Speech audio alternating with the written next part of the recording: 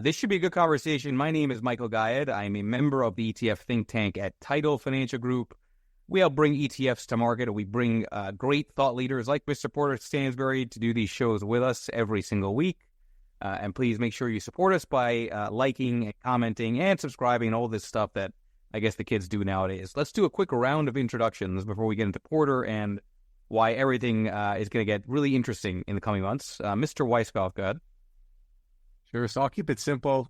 Lead ETF strategist for the ETF think tank and co-portfolio manager for Block. Mr. Chikansky. How's it going, everyone? David Chikansky here, fellow portfolio manager within the Title Financial Group company, and very much looking forward to hear Porter Stansberry's thoughts on all things macro. Porter, if you wouldn't mind, kick it off, introduce yourself, a little bit about how you got here and anything that's top of mind for you on today's markets. My name is Porter Stansberry, and for a little bit more than 25 years now, I've been writing to investors via investment newsletters, subscription model business. And I would say that I got into the financial world through the back door. I had a very keen interest in technology, and this is going back to the early 90s.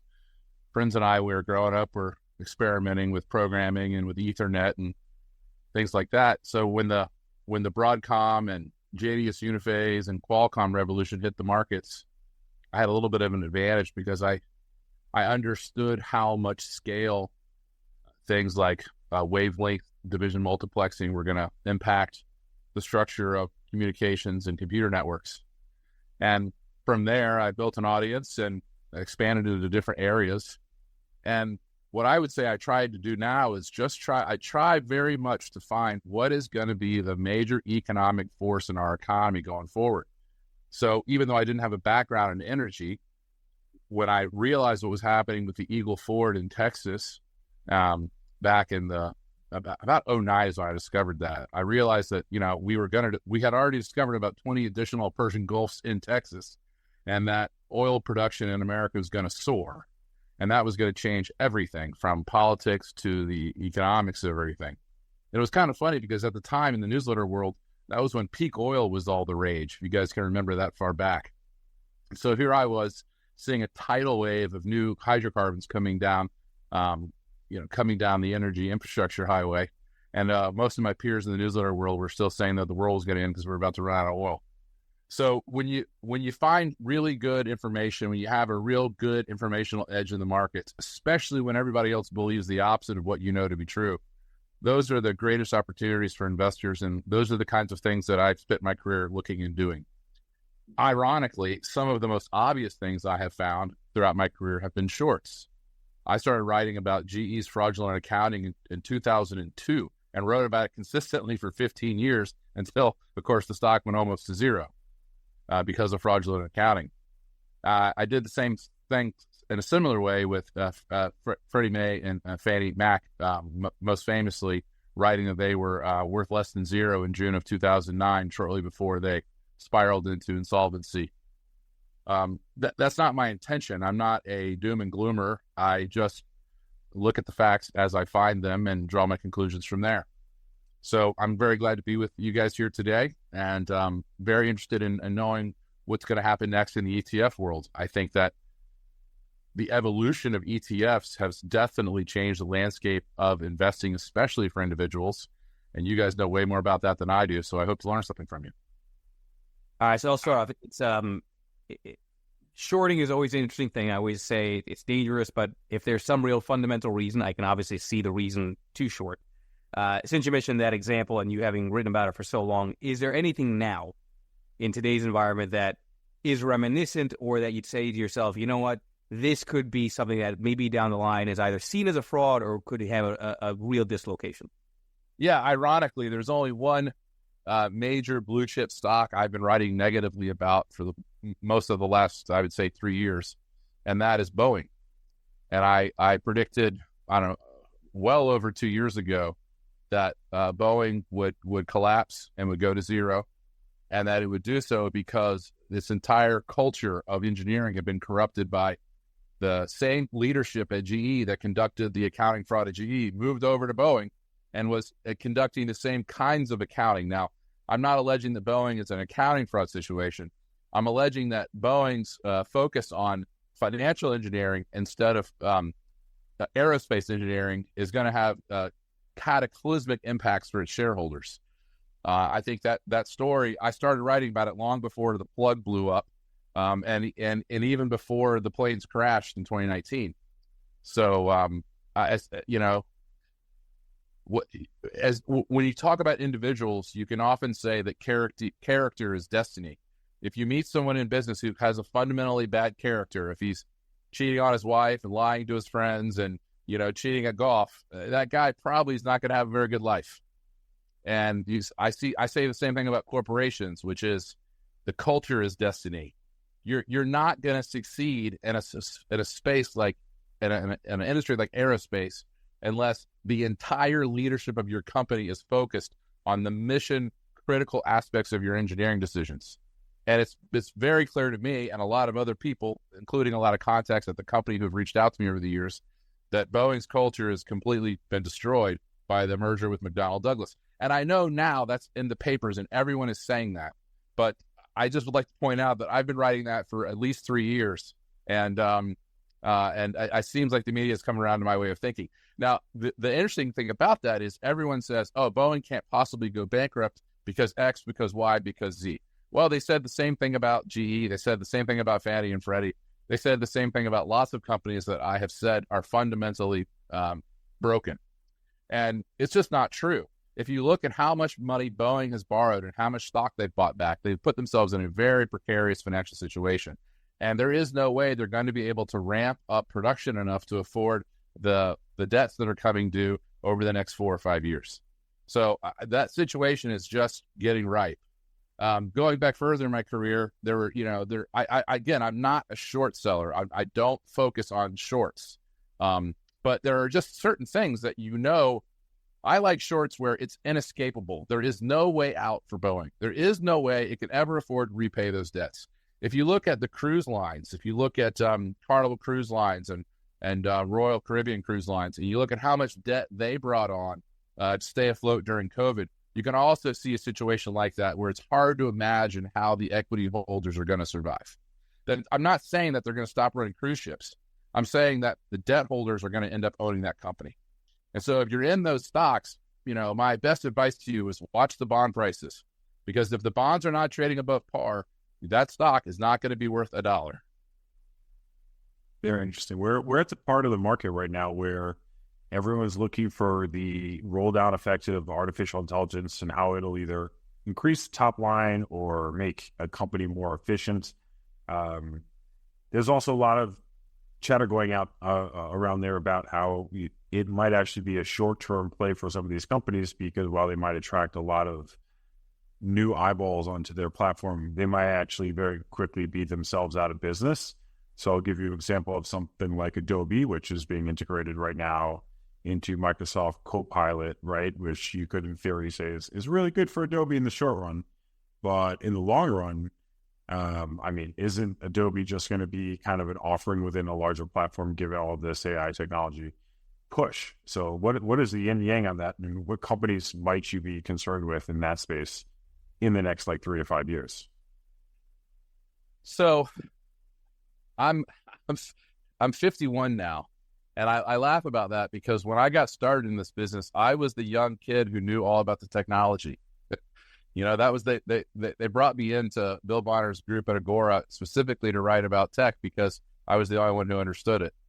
And my mentors were people like Kurt Rischenbacher, who was a legendary Austrian economist. And he didn't know anything about he didn't know anything about technology, but he knew a lot about economics. I, of course, learned a lot from him. And now that I'm over 50, I find myself very confident about economic things. And I have a lot of confidence about my ability to understand balance sheets and interest schedules and debt schedules and things like that.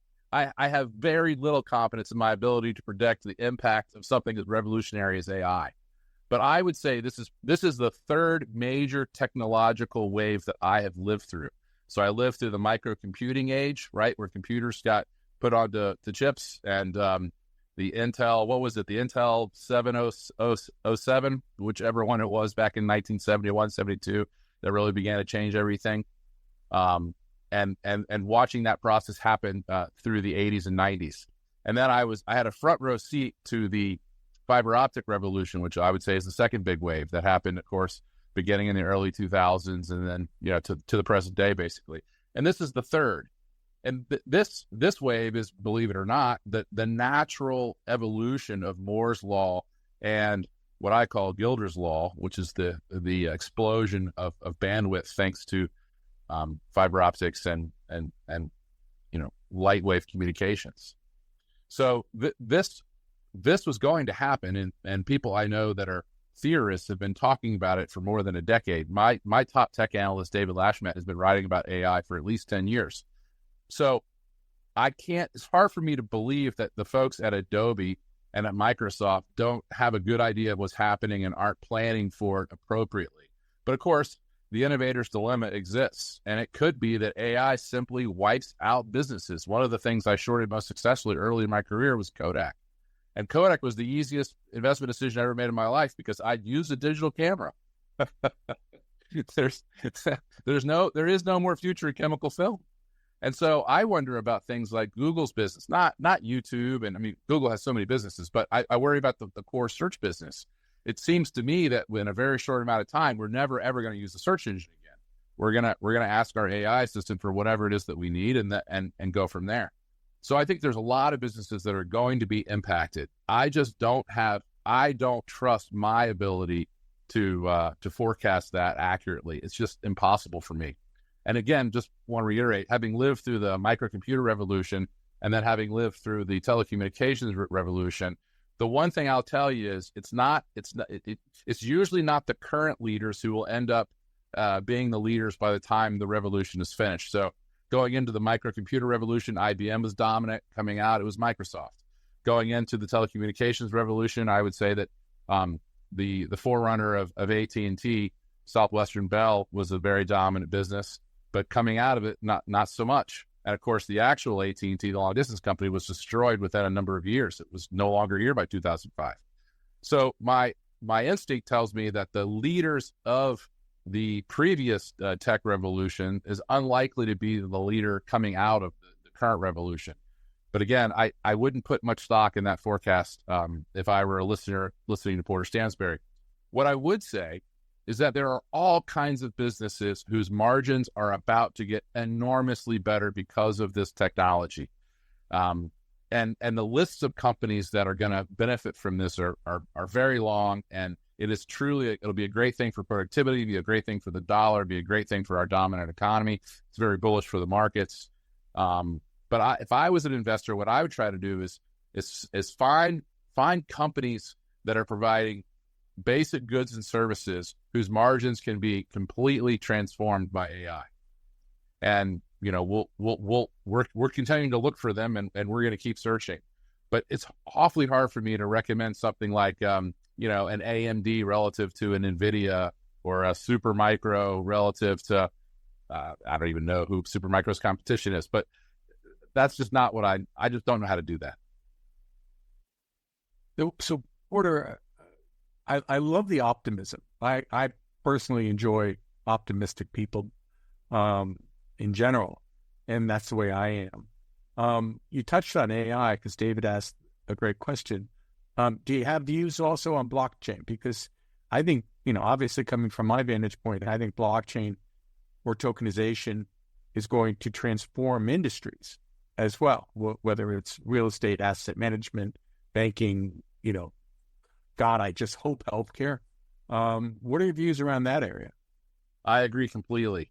I think those areas are going to be a lot slower to change than people would like, including me, because those areas are so tightly regulated.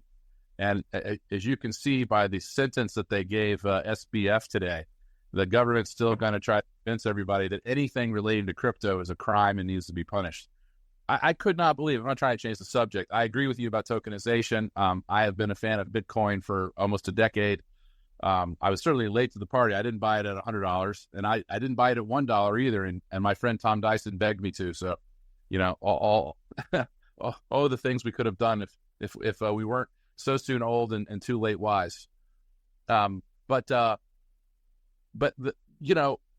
They gave SBF 25 years in prison for a crime. And I'm not saying it wasn't a crime. I'm saying that nobody was harmed. Everybody got all their money back. They only gave that woman who did the fake blood company 7 years, and everyone lost every penny they put into that fraud. But one was a medical fraud, kind of run of the mill, and the other one was crypto, and the government hates it. And you can see that by the way the Justice Department treated him. So I think that it's just going to be a long slog, because these industries like banking and securities and healthcare, they're very tightly regulated, and there are big dominant interests that are going to be very unwilling to lose their margin or to lose their market share. I want to get into energy, but this point about the margin enhancement, I want to tug on that a little bit, because that's been part of my criticism around the divergences, in that I would think small cap companies should really skyrocket because they should be the most sensitive to margin enhancement, right? They already have razor thin margins, they have high debt, so AI productivity should mean there's a tremendous boom, right, to earnings per share for small cap companies in general. But you haven't seen that, right? Small caps relative to large caps still are largely sucking wind. They're back to March 2000 levels. And I don't believe the market is supposed to discount things in different time frames. So NVIDIA is running, but small caps are not, even though small caps should be benefiting from all the AI stuff that's coming down the pipeline.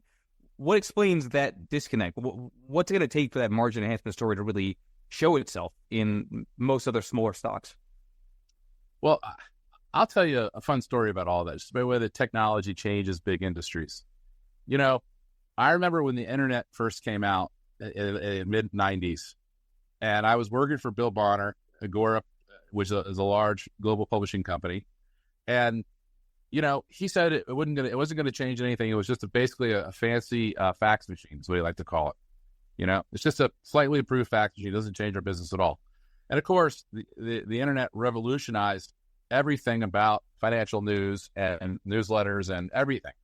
And you would have thought, I suppose, that a company like Dow Jones, which has enormous resources, has lots of smart people, could have taken that technology and launched dozens of new efforts to interface with their readers in a more timely and more immersive way. But none of the innovations, right? It wasn't the Dow Jones who started the internet message boards. It was Motley Fool. And we can go from there. That's just an industry I'm familiar with. But my point is that the large entrenched companies aren't the ones who seem to be able to put the new innovation to work. It's always people who come from that world who then apply it to new industries and who disrupt the incumbents.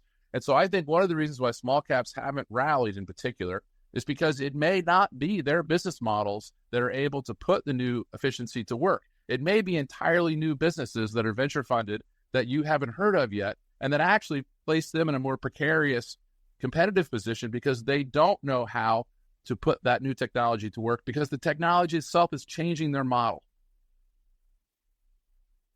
I don't know all of this. This is just speculation, but I would say something like, I have a feeling that AI is going to transform industries that rely on data analysis, just transform them.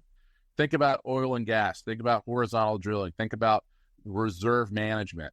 Think about biotech. Think about doing meta-analysis of all the clinical trials in the world in real time. There are so many ways that you could not just improve efficiency, but transform the way businesses are conducted, because you're not going to need as much capital in any of these things anymore. But that's almost implying that the primary use case is a custom version of this, right? There's a lot of people who think the off-the-shelf offering can help as well, right? Like, I think the small cap versus large cap thing is really like, everyone was expecting interest rates to fall. Really high interest rates penalize small caps a lot more than large caps, right? I think that has to be taken into account as well when you're looking at the divergence between the two performance. Obviously, the Mag 7 or most of the Mag 7 are the only names that actually followed through on their earnings expectation from a year ago. Yeah. Right. Yeah. Let's just point this out, right? I mean, the blowout in biotech in particular has just been historic, right? So I know they have come back quite a bit in the last, I would say, 2 months, But if you looked at the beginning of this year, the number of biotech stocks that were down 90% or more, and that are now very, very, very, very cheap, right? So we did a report where I can't remember exactly how many we found, but there was more than 150 biotechs that were trading for less than enterprise value, which of course I understand they're burning cash. That's not necessarily that doesn't mean that any individual stock is a buy. But I'm just saying that's had a big impact on how cheap the market has become. And let me ask you this question. Have you ever seen a time in your career where there was more speculative excess in tech in general, but biotech remained so beaten down? In other words, the delta between a small tech company versus a small biotech company, in my experience, in my career, has never been greater. And yet I do believe that ultimately AI is going to benefit biotech companies probably more than any other business because of the value of that intellectual property and because of the cost of that development timeline. Interesting. Maybe that's the good long-short pair, is the long biotech and short some of the, maybe at least 2 or 3 of the Magnificent Seven that might lose some market share in this. So we just put Q1 in the books. Now we have Q2. And the 2 stories of Q2 are obviously continued QT, quantitative tightening, a massive amount of debt issuance, T-bills and bonds from the Treasury, and inflation ticking up, oil, Russia cutting production, U.S. at capacity. What do you see in terms of Treasury issuance and inflation, especially going into a high issuance quarter and summer months for oil? Yeah, this is a great question. Back in October of last year, I was convinced, and I was actually on Twitter frequently saying that I thought that the thesis about a credit event occurring was correct. And I was very concerned about Bank of America. I thought if you looked at Bank of America's books honestly, that Bank of America was probably insolvent. And I said so because of the size of their Treasury bond holdings. They had, I can't remember off the top of my head all the numbers, but they bought billions worth of very low yielding 10-year and 15-year Treasury paper back at the COVID bubble bottoms and yields in mid-2020. And that paper was down maybe 50% since they bought it. And if they had real mark-to-market accounting, I believe the Bank of America was insolvent. And of course, what the Fed did was they just played games with the accounting, right? So they had that new facility where Bank of America could get dollar-on-dollar value for those bonds, and they could borrow against them so that there was not going to be a run on Bank of America.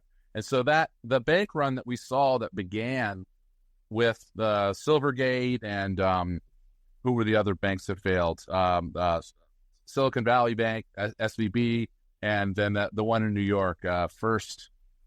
Funny, I have one of their umbrellas still. New York Community Bank. No, not that one. That was still around, isn't it?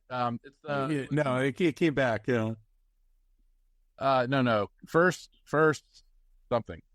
Anyways, my point is, I thought it was very likely last fall that those financial pressures were going to accelerate. And you had a couple of interesting tells. You had Bank of America trading off on the news. It got down to below maybe 25. And you had, this is the most interesting, is you had Berkshire Hathaway trading at about a 20% discount to intrinsic value. That's a really rare discount for Berkshire. And that's, of course, because it's a financial, and everyone thought if there was another financial crisis, that Berkshire would be hurt. So that was really interesting. But then on I think it was the day that Bank of America announced earnings, everything, it might have been the day after, but it was right around the same time, everything in the markets changed. There was an enormous rally in terms of size and breadth. The advanced decline line was massively positive. And it just became very clear to me at that moment that the Fed tightening cycle was over. And that meant the financial pressure was over. And that meant that there wasn't going to be a big credit event. And so on my Twitter feed, you can see I went long. And we've been buying stocks heavily since then. I'm not trying to say that I'm right about every turn in the market, but I'm just saying that it was clear to me as early as mid-October that the bull market was back because the printing press was back. And when in your guys' lives have we ever seen a a federal fiscal deficit at close to 10% of GDP. I mean, the amount of stimulus that the federal government is putting into the economy is enormous. I live in Miami Beach, and for about 3 years, you couldn't get anywhere around the beach anywhere because of the amount of people that were here in the winter, because of the amount of fraud that was going on in the Paycheck Protection Program and all the other COVID bullshit. I mean, it was incredible how much stimulus there was in the economy, and there still is. It's not going to crooked small business people anymore. Now it's mostly going into healthcare and going into banking and going into defense. But it's still, we're not going to have a recession because we're going to have 4 to 6% inflation, and that's going to be with us for a very long time. My call would be, my call on Treasury yields would be to the upside, not to the downside. And I think that that's part of the reasons why you see small caps underperform, which we've talked about already. But I just don't think we're gonna see a slowdown. I think we're gonna see a melt up, and I think that we're probably looking at a further rate tightening cycle in another, I don't know, another 2 years. Now, I wouldn't be surprised if the Fed were to cut rates this year because it's an election year. And if they do that, they're going to set off an enormous investment boom. I mean, I don't think we've seen anything like the highs yet in tech, and biotech hasn't really even joined the party yet. So I think there's still a lot of money to be made in this bull cycle. But the way this bull cycle will end is in another 12 or 18 or 24 months with a tightening cycle. It will not be a situation where the economy slows, not with that much fiscal deficit spending. So you were not the only one who thought there was going to be a credit event. I know. We talked about it on Twitter quite a bit. Yeah, and it's so I have two theories on what happened, because I think people don't realize that the Russell 2000 and the micro caps were actually entering 2020 levels. They actually made new lows at the end of October. So you were at one of those markets crash from oversold levels type of dynamics. And then to your point, here comes the stick save between the Treasury, and then Powell is starting to get the market to think 6 cuts were coming. So one theory is they saw something and they were getting ahead of it. The other theory I have is, which you can argue is related to the first theory, is they might be worried about this Japan scenario like I am, right? This reverse carry trade with this yen potential currency crisis. We can touch on that. And that maybe they want to juice markets so that if you do have some kind of reverse carry trade dynamic, at least you fall from higher levels, right? There's a cushion. I'm curious to hear your thoughts on that, because it seems awfully strange that they basically just changed the market's perception in like a 4-month period back and forth. Yeah, I do think that they saw what I saw in the banking system. I mean, you can't have the largest depository institution in the United States be insolvent. And whatever else you have to do it. So, I just don't think you're going to have a major financial crisis when you're giving Bank of America $700 billion for free. That's just not what's going to happen. So, and when Bank of America came out and said, we're going to be fine, and they just pretended like there was absolutely nothing wrong, even though the mark-to-market losses in their bond portfolio, I believe, reached $125 billion over an 18-month period. We're just living in fantasy land. And if we're living in fantasy land, then you don't want to be along the dollar, and you don't want to be along treasuries. You want to be along stocks. Yeah. So along those lines, we're looking at risks to inflation, which are also coming back to the question around energy. What are your thoughts around energy? $100 as I think David was asking. Yeah, I'm bullish on oil, certainly, and I have been fairly bullish on oil for a while. But ironically, I'm way more bullish on natural gas. We've had 2 of the warmest winters in history, and I just think that natural gas is the only real viable bridge between coal and where we're going to be eventually in another 20 or 30 years, which is nuclear. And I'm not saying that nuclear power isn't going to do well. It's going to do well. But I'm saying that for most people around the world, the next 25 years is going to feature a lot higher consumption of natural gas relative to oil. And so I'm very long natural gas.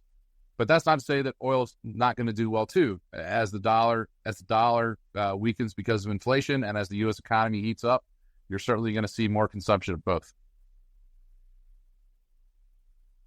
those are a very cheap part of the marketplace. I mean, the natural gas stocks are like, PE on average is like 6 or 7. I mean, yeah. I think it's a world-class opportunity, provided that you are actually an investor. Later, then go stick with Trend Micro or whatever it is. Just, you probably will do better in the next quarter. But if you've got actual investment needs, if you're trying to pay for college in 5 years, or you're trying to retire in 10, man, there are so many high quality, really good businesses, great franchises that are selling for dirt cheap and natural gas right now. Porter, there's an issue with the S&P 500 that I don't know that everybody fully appreciates. There just simply aren't enough energy companies that are public for the S&P to be more than 5% weighted in the space. It ends up being self-fulfilling. When the S&P is at 4% weighted to energy, nobody needs to be there.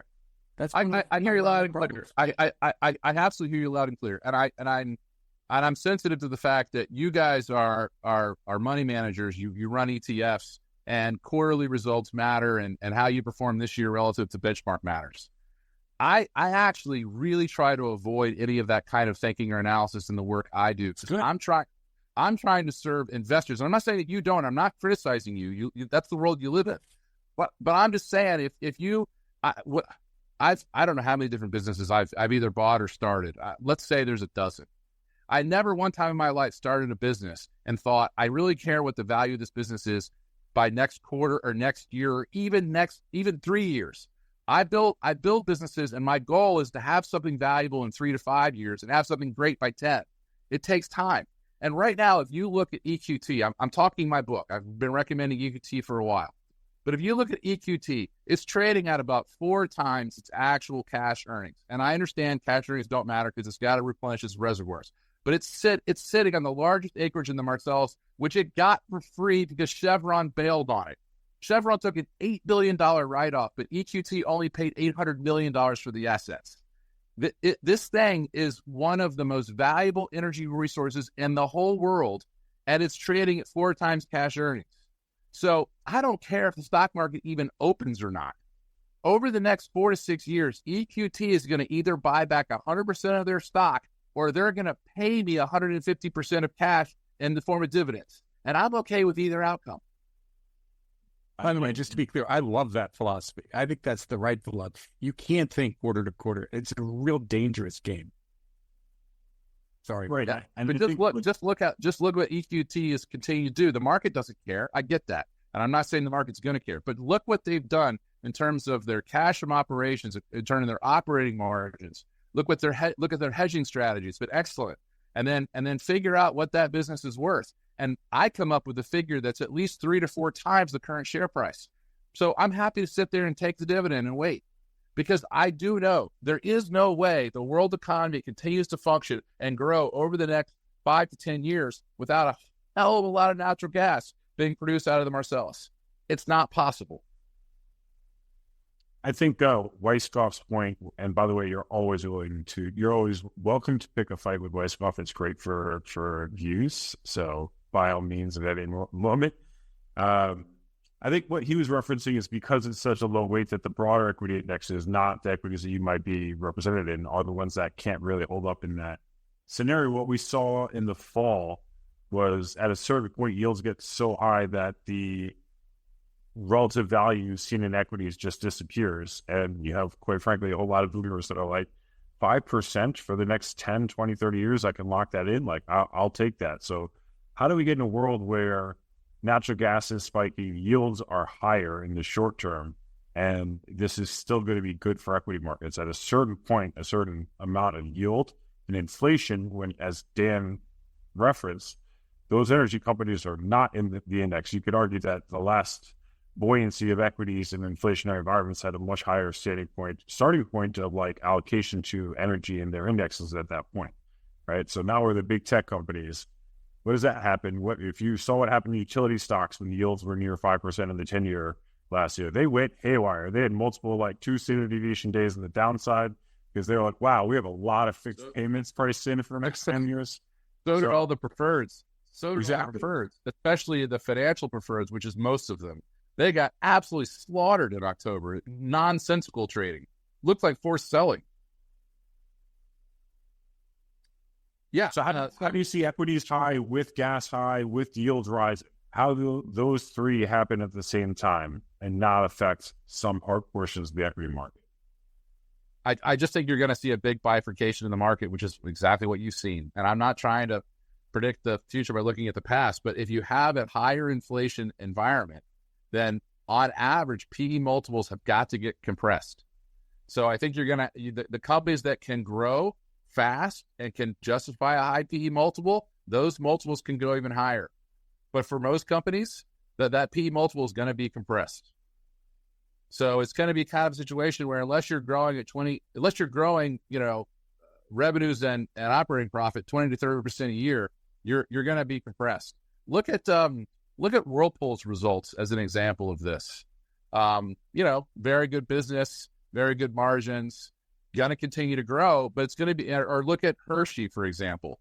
Look at McDonald's. Like the companies that are not able to post eye-popping growth numbers are going to see their multiples contract.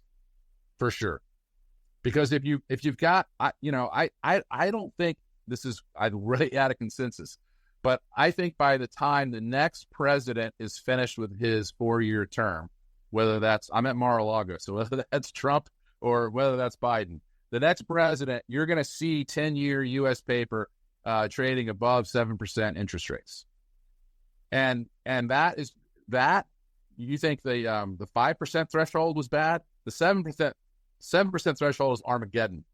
So you're going to see most stocks, if that occurs over the next 2 or 3 years, you're going to see most stocks trading at multiples between 12 and 14, not at 24. Right, which is a very nasty setup for anybody that's trying to invest for retirement. And we still have the baby boomers retiring and rolling over, and having to divest, right? And it becomes very challenging now. I hear you saying that, and I'm not disagreeing with you. I'm not saying that's a scenario that makes it easy to invest. But think about this: what was the best decade in the history of Berkshire's performance? It was the 70s. These markets where actually the quality of the companies matter a lot. That's great. I mean, it's maybe not great for everybody, but it's certainly great for people who spend their careers doing this.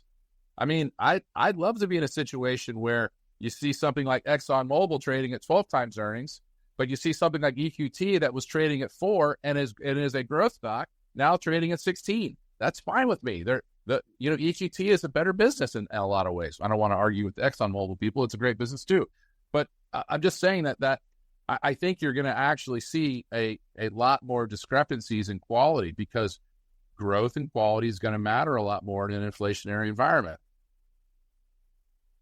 So from a definition standpoint, is quality in your mind defined as balance sheet or free cash flow, or both? Quality in my mind is defined by growth of free cash flow. I'm totally with you on that, by the way. I think sometimes people don't always have the same definition about what quality is. Yeah, it's great if you have a high margin business with a big moat, but if it's not growing, it ain't worth very much. So there's been a record amount of inflows into free cash flow ETFs over the last 6 months, most notably cows, and I'm blanking on the small cap version of cows, but it's left like a lot of these stocks at like nosebleed earnings levels, and it's kind of like the free cash flow guys and the same as the American fund guys or the same as the GFA guys. They all like the same stocks right now, and it's like Costco and a couple of these other names, like Costco's trading at a 45 times PE. Like, how do you justify? I'm not buying Costco at 45. I'm not doing it. Nope. I'm not doing it. And you could have a lost decade in that stock because I'm not saying it's not going to grow. It's not going to grow fast enough to justify that multiple. There's just no chance. But I'll tell you something else that'll happen, you guys. And this is the fun part about all this. You may or may not know that I'm the chairman of a publicly traded company. It's called MarketWise, and it owns a bunch of financial newsletter businesses. And, I'm not saying that things are rosy, and I'm not really commenting, and I don't ever comment about what the company's outlook is. But what I am going to tell you is, if you look at what our market cap is today relative to what our revenues have been over the last 3 or 4 years, assuming I don't just drive the company off a cliff, there may come a day in the future where the market goes, oh, wow, geez, those guys have 80% gross margins and they have almost all repeat revenue and they're trading for pennies versus what they're able to pay out in dividends.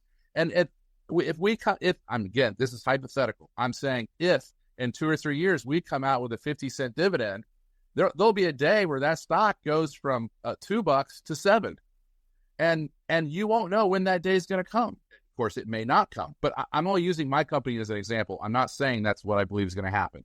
Be really clear about that. I'm just saying that there are a lot of super high quality, super cheap small cap stocks, and if you think you can just buy them and that's going to happen next week, you're wrong. You got to buy them and you've got to wait for it to happen because you can't know when it's going to happen. And unfortunately, that's the only way to do it. I'm with you on that. When you look at a company, do you also speak to management, especially small caps?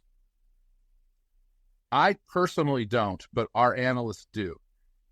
We've got a really good small cap analyst named Brian Beach, and we have a tech analyst, David Lashmet, who is a specialist at understanding. He goes to the scientific conferences and talks to the investigators and talks to the doctors. And Beach spends a lot of time talking to management at small cap. And definitely, small cap management is a very big edge in the market. Look at a company like PAR Technologies, just as an example. PAR is a small cap software company. It has a fantastic CEO. He's been executing extremely well. The stock participated in the COVID bubble and then sold off and was trading at a very attractive price and has now been on a steady uptrend. I would be surprised if that stock isn't taken out at, a 50 to 80% premium of its current market cap, or I would be surprised if it doesn't triple over the next 3 years. So it's great that we've got higher interest rates. It's great that we've got a challenging market for investors when it comes to what's happened over the past, 3 years in small cap. These are great opportunities. These aren't things to be sad about.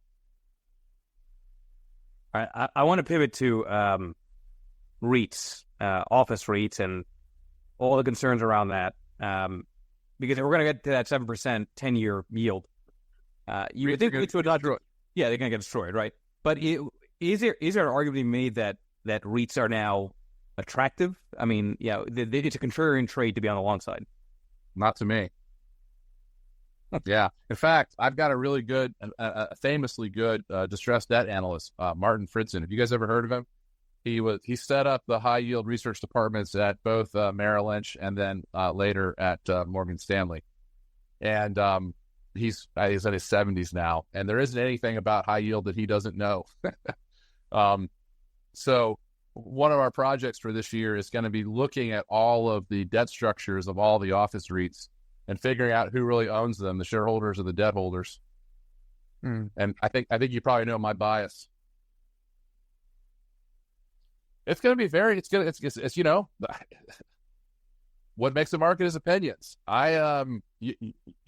If I'm wrong about my interest rate call, then you guys are right about that you're right, that's the time to buy REITs. But I'm not convinced that the change away from office work I don't think it's cyclical. I think it's secular.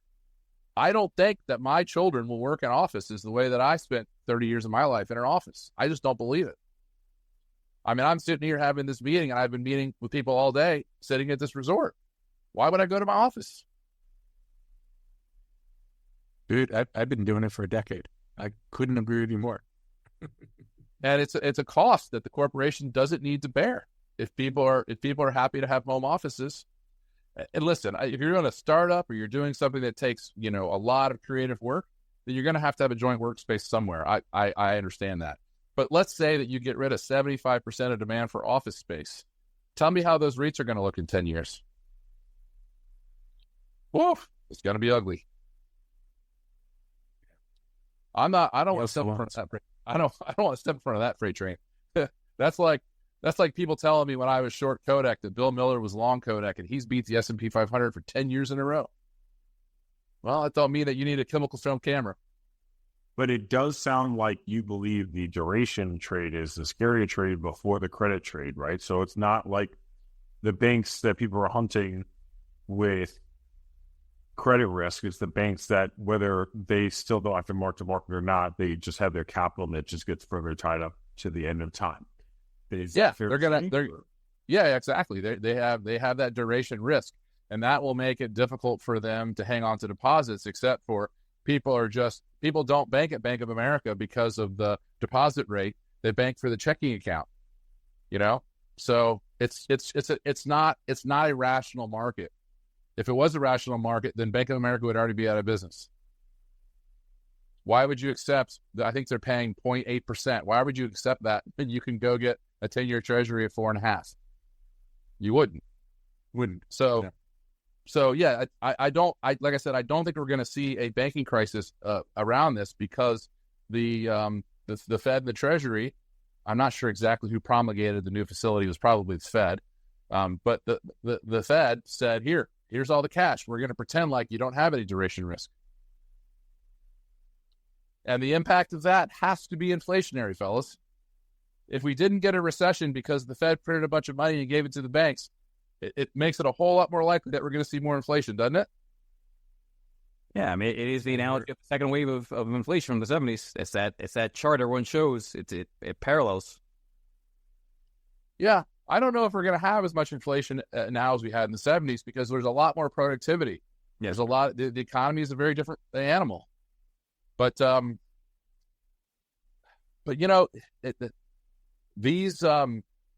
no such thing as a free lunch, right? These financial decisions, this alchemy that we're using to finance our economy, it's going to cause problems somewhere.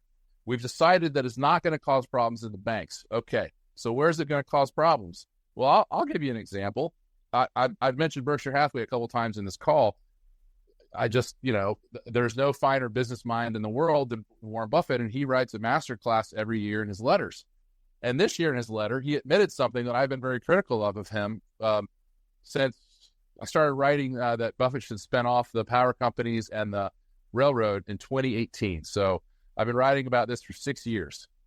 And I've pointed out that since 2003, Berkshire has invested something like $50 billion in its power companies, which has been solar, wind, and there's the Portland Energy Company. And Buffett just wrote that, yeah, you know what? Those companies never, ever paid the parent company a dividend. So we never got any cash out of any of those investments ever.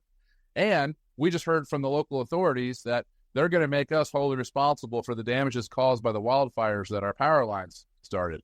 The power lines that we had to build so that we could use wind and solar to power your cities. And if that happens, it's a real risk that Berkshire Energy could go bankrupt.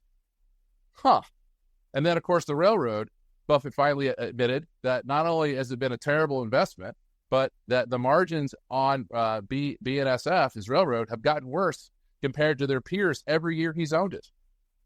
And so you've got this situation where you've got these giant investments. I mean, the amount of capital that have gone into both those entities is more than $100 billion that are earning almost nothing for Berkshire.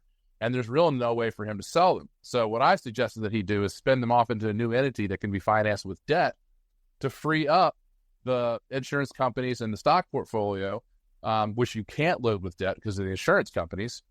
Free up that division to be the growth company and let the widows and orphans own the railroad and the power companies, which you can finance with debt. That seems like a very logical outcome. But I brought all that up because we don't know what the problems are going to be in the economy because of this decision we've made to finance everything with paper and with printing. But there will be problems, and one of those problems is at the railroads because of the increase in the increase that had to be made in labor costs. That's what's wiped out the profitability of this investment. So there will be problems. It's just very hard to predict where they will crop up. But I cannot believe we're going to have a regular recession and we're going to see, any kind of sustained decrease in prices or employment or wages. I just can't see it when you've got almost a 10% of fiscal GDP deficit, and when the government, is already making up 40% of the GDP.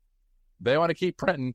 We're not gonna slow down, but we are going to see inflation return. We are going to see huge problems with labor costs, and there's going to be bumps in the road and things that break. So is Berkshire Hathaway, which holds about 40% of its book in Apple, that has its own growth concerns, and Berkshire trading at, I think, one of its highest multiples in quite some time. Is this the next great short year? No. We're not ever shorting Berkshire. But what I've told people since 2018 is you can't buy it thinking it's a free way to beat the S&P. So there's no more free alpha there. And if you look at it, it's actually underperformed the S&P over the last 20 years, which nobody's talked about yet, but was in my last newsletter.